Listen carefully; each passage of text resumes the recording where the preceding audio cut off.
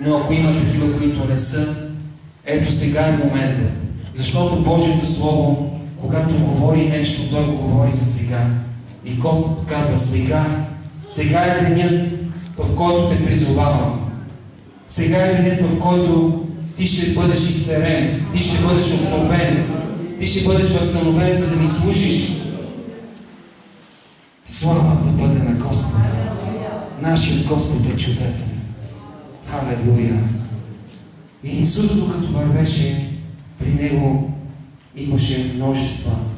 И Той изцели всички. Словото казва всички. Нямаше такива, които Той да пропусне. Дори имаше една жена, която не беше израелтянка и отиде при Него. Той в началото й каза да се вземе ли хляба от чедата и да се даде на кученцата.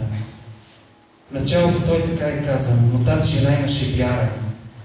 Тя имаше вяра в Господа и каза: да, Господи, но нали кученцата се хранят от това, което пада от трапезата на тяхните господари. И Той видя вярата й. И тази вяра я освободи. И нейната дъщеря беше в този момент изцелена и освободена. Така, сега искам да призова тези от вас, които имат болест, която лекарите не могат да изцелят.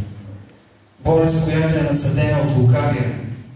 Тя не е от Господа, тя е от лукавия. Той е влезнал. А как влиза лукавия?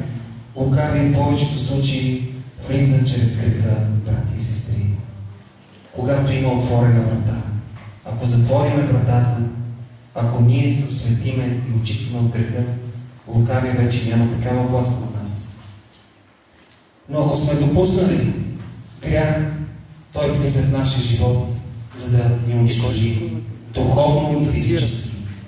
Дяволът иска